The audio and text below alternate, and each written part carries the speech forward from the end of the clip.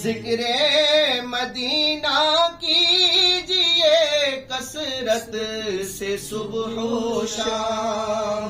ایک روایت میں ہے کہ من احب شیئا اکثر من ذکری، او کما قال، کہ انسان کو جس شے سے محبت ہوتی ہے اس کا ذکر کثرت سے کرتا ہے. تو پیارے آقا علیہ الصلوۃ والسلام سے محبت کی علامت یہ بھی ہے کہ آپ کے دیار، آپ کے شہر کا کثرت سے ذکر کیا جائے. امام مالک کو دیکھیں کیسے عاشق مدینہ ہے، اور یہ تسلسل ہمیں نظر آتا ہے بزرگوں کی طبیعت اور مزاج ہے کہ وہ حضور کی نسبت کی وجہ سے مدینے سے محبت کرتے ہیں.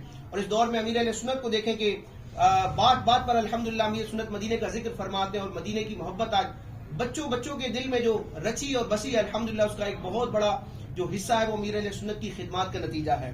تو یہ ذکر مدینہ ہم صبح و شام کیوں کرتے ہیں، بلکہ یہاں تو کہا جا رہا ہے کہ کیجئے صبح و شام ذکر. وجہ کیا ہے؟ اس کی وجہ بھی دوسرے مصرعے میں سنیے گا.